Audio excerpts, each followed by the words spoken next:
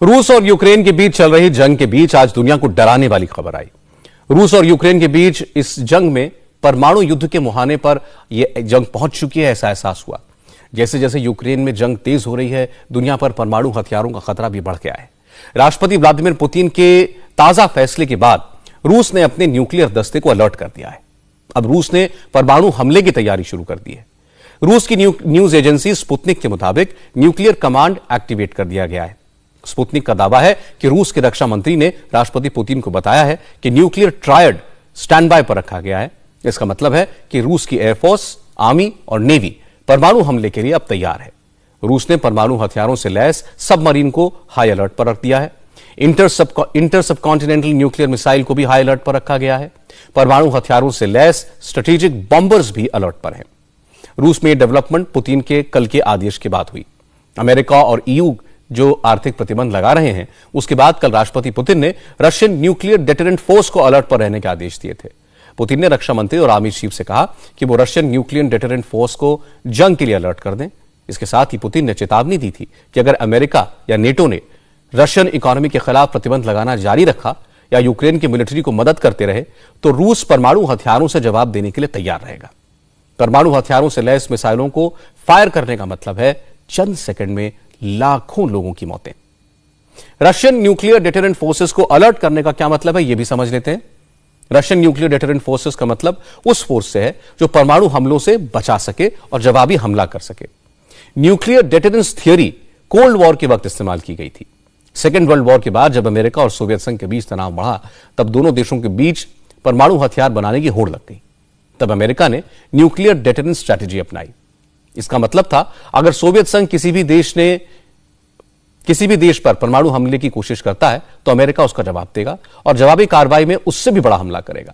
अब बदली हुई सिचुएशन में रूस के राष्ट्रपति पुतिन अमेरिका की उसी रणनीति पर चल रहे हैं। आप देख सकते हैं, ना सिर्फ पश्चिमी देश रूस के खिलाफ एक दुश्मन की तरह बर्ताव कर रहे हैं। मैं आर्थिक क्षेत्र में पाबंदियों की बात कर रहा हूं जो अवैध तरीके से लगाई गई हैं।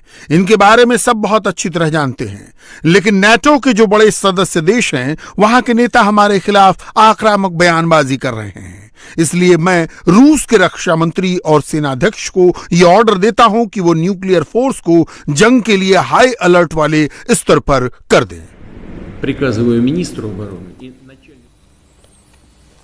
रूस ने न्यूक्लियर हथियारों को एक्टिव मोड पर रख दिया है। रूस के इस एक्शन से अमेरिका की चिंता बढ़ गई है। राष्ट्रपति जो बाइडेन ने इसे लेकर एक इमरजेंसी मीटिंग बुलाई। इस बीच यूक्रेन के विदेश मंत्री ने कहा कि परमाणु हथियारों का इस्तेमाल पूरी मानवता पर हमला होगा, इसे हर कीमत पर रोकना होगा। पुतिन लगातार परमाणु हथियारों की बात कर रहे हैं। यूक्रेन पर हमला करते वक्त पुतिन ने इसी तरह की चेतावनी दी थी। यूक्रेन पर हमला करते वक्त पुतिन ने कहा था कि कोई भी देश जो उनके रास्ते में बाधा डालेगा उसे ऐसे नतीजे भुगतने होंगे जो इतिहास में कभी नहीं हुआ होगा। पुतिन ने सीधे सीधे कहा था कि अगर किसी देश ने यूक्रेन के खिलाफ कार्रवाई को रोकने की कोशिश की तो रूस के पास परमाणु हथियार हैं। यानी पुतिन ने परमाणु हथियार का इस्तेमाल करने की बात तब भी कही थी। यूनाइटेड नेशंस में अमेरिका की परमानेंट रिप्रेजेंटेटिव लिंडा थॉमस ने रूस की धमकी को पूरी दुनिया के लिए खतरा बताया।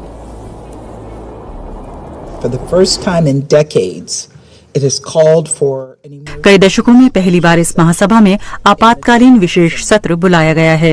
इस प्रस्ताव का समर्थन करने वाले परिषद के सदस्य मानते हैं कि यह कोई सामान्य क्षण नहीं है। हमें अपनी अंतर्राष्ट्रीय प्रणाली के तहत इस खतरे से निपटने के लिए असाधारण कार्रवाई करने की जरूरत है। यूक्रेन और उनके लोगों की मदद करने के लिए हर संभव प्रयास करने की जरूरत है। आज सुबह ही राष्ट्रपति पुतिन ने रूस के परमाणु बलों को हाई अलर्ट पर रखा है, जबकि वह एक बिना परमाणु हथियार वाले देश से युद्ध कर रहे हैं। उन्हें नाटो से भी कोई खतरा नहीं है। ऐसे में परमाणु बलों को हाई अलर्ट पर रखना एक अनावश्यक कदम है जिससे हम सभी को खतरा है।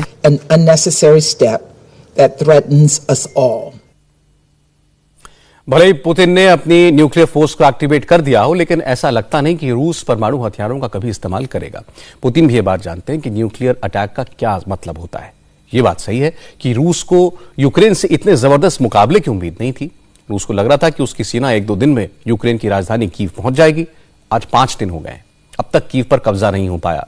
लेकिन रूस और यूक्रेन की आर्मी के पावर में जितना अंतर है, अमेरिका और नेटो देशों ने जिस तरह यूक्रेन को सिर्फ हथियार मुहैया कराने की बात कही है, सैनिक नहीं भेजने का फैसला किया है, उसके बाद देर सवेर रूस का यूक्रेन पर भारी पड़ना तय है। इसीलिए फिलहाल परमाणु हमले की आशंका कम है। इंडिया टीवी हर वक्त हर जगह डाउनलोड करने के लिए सर्च करें India TV news Google play store या ऐप स्टोर पर।